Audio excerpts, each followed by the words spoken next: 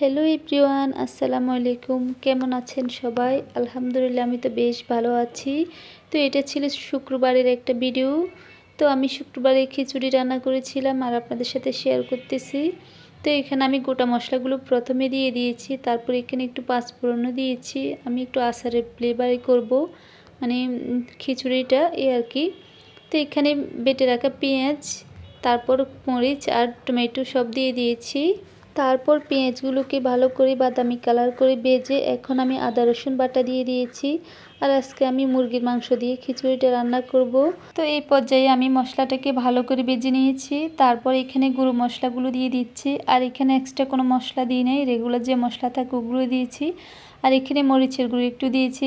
সাধারণত আমি খিচুড়ির সাথে আসলে মরিচের গুঁড়ো ইউজ করি না, তো আজকে যেহেতু মাংস দিয়ে করব এই জন্য একটু দিয়েছি। আর এখানে মাংসের মশলাটাও দিয়ে দিয়েছি একটু করে।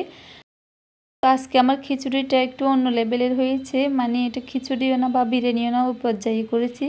তো এখানে আমি নতুন আলু দিয়েছি, মানে কেন জানি আমার নতুন আলু খেতে ইচ্ছে করতেছে খিচুড়ির সাথে।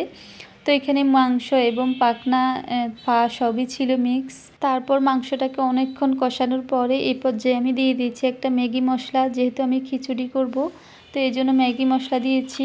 আর নর্মালি ম্যাগি মশলা দিলে খিচুড়িটা আসলে খেতে অনেক বেশি মজা হয়। তো আজকে আমার এই খিচুড়িটা হয়েছে অর্ধেকটা খিচুড়ি আর অর্ধেকটা বিরিয়ানি, এই জন্য বললাম।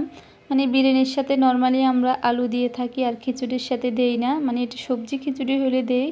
তো এখন যেহেতু আমি গোটা গোটা করে দিয়েছি এই জন্য বলতেছি এটা অর্ধেকটা খিচুড়ি আর অর্ধেকটা বিরিয়ানি হয়েছে।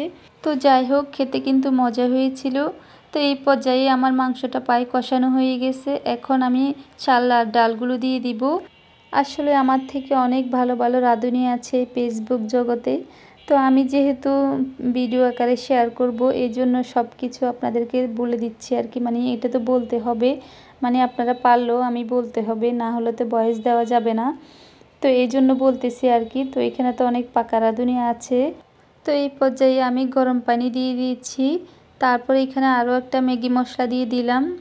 তো আমি যেহেতু একটু বেশি করে বানাচ্ছি খিচুড়ি এই জন্য 2টা প্যাকেট দিয়েছি, আপনারা চাইলে 1 প্যাকেট দিলেও হবে। তো আমি নর্মালি যখন সকালবেলা রান্না করি না তখন একটাই দিই, আজকে একটু বেশি করে বানিয়েছি এই জন্য 2 প্যাকেট দিয়েছি। তো ম্যাগি মশলাগুলো আসলে স্বাস্থ্যের জন্য অত বেশি ভালো না, যেহেতু এখানে টেস্টিং সল্ট আছে, তো এই জন্য একটু কম খাওয়ার চেষ্টা করি। তো মাঝে মাঝে দিই আর কি। তো এই পর্যায়ে পানি শুকিয়ে আসার পরে এখন আমি দিয়ে দিয়েছি এখানে শুকনো গরম মশলা। তো এই পর্যায়ে একটু নেড়ে ছেড়ে মিশিয়ে আমি আবারও ঢাকনা দিয়ে দিয়েছিলাম কিছুক্ষণের জন্য। এরপরে আবার ঢাকনা খুলে এখন আমি নামানোর আগ মুহূর্তে এখানে দিয়ে দিয়েছি ঘি। আজকে আমি ধনিয়া পাতা ইউজ করি না, যেহেতু এখানে ঘি দিয়েছি তাহলে ঘিয়ের ফ্লেভারটা নষ্ট করে দিবে ধনিয়া পাতা দিলে, এই জন্য আর দিই নেই। তারপর আমরা দুপুরের খাওয়া দাওয়া করে নিয়েছি। তারপর একটা আমার পার্সেল আসছিল আর আপনাদের সাথে শেয়ার করতেছি পার্সেলটা। তো এই ফার্স্ট টাইম আমি বায়োজিন থেকে স্কিন কেয়ারের কিছু জিনিস নিয়েছিলাম। তো এগুলো আমি আরও 5-6 দিন আগে অর্ডার করছিলাম, তো 5-6 দিন পরে আসছে পায়। যেহেতু ঢাকা থেকে এসেছে একটু দেরি হয়েছে, মানে আসতে 5-6 দিনের মতো লাগছে আর কি।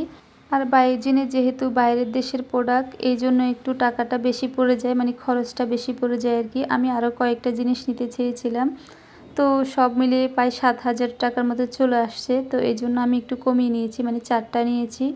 তো দেখেন এখানে আমি একটা নিয়েছি মুখের ফেস ওয়াশ, আর একটা ছিল সিরাম ময়শ্চারাইজার আর একটা সানস্ক্রিন। তো এখানে 2টা ওনাদের প্রোডাক্ট আর 2টা বাহিরের দেশের। তো এই 4টার মধ্যে আমার পড়েছিল প্রায় 4,750 টাকার মতো খরচ হয়েছে। তো এই ছিল আজকের মতো ছোট্ট একটা ভিডিও। সবাই আমার জন্য দোয়া করবেন আর বেশি বেশি অন্যের ভিডিও দেখবেন। ভালো থাকবেন সবাই, আল্লাহ হাফেজ।